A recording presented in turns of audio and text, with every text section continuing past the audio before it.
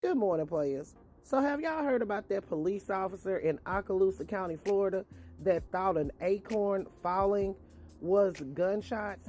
So, he unloaded a full clip on a handcuffed suspect. Now, thankfully, the suspect wasn't hurt and he was in the vehicle.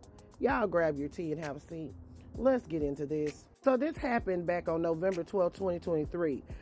Deputies reportedly received a call for a vehicle driving and honking its horn, disturbing the peace since 3 a.m. A second call came in from a woman stating her boyfriend, Marquise Jackson, had committed grand theft auto and had been calling and texting her threats. Now, the victim provided the text messages to the officer and also stated that the suspect may possibly be armed with a silencer. So there were two officers on the scene. There was Beth Roberts and Jesse Hernandez. So when Marquise Jackson showed up at the scene at around 9:09 a.m., he was detained, searched, handcuffed, and placed in the back of Deputy Hernandez's patrol vehicle while the investigation continued and the victim completed the affidavit for the stolen vehicle. So then, when Deputy Hernandez was approaching the passenger side rear door of his patrol car to do a secondary search of Mr. Jackson, he heard a pop sound, which he perceived to be a gunshot and believed he had been hit. He began yelling that shots were fired and he fell to the ground, and he fired at the patrol car, unloading the full clip. Y'all watch this video and I'll see you on the other side. Shots fired! Shots fired! Shots fired!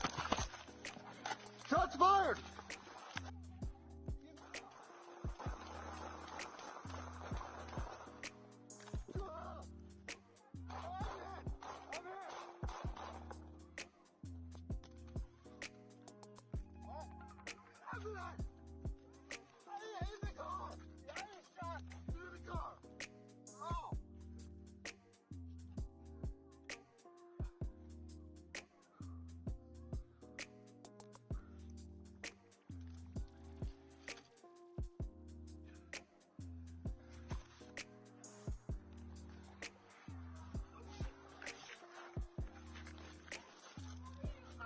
I'm good. I feel weird, but I'm good. Child, I declare, honey, what a disgrace. And not only did Jesse fire, but his partner, Beth Roberts, she also fired because he was rolling around saying that he had been hit. Y'all, I can't believe this. So Deputy Hernandez resigned from the police department before the internal investigation was complete.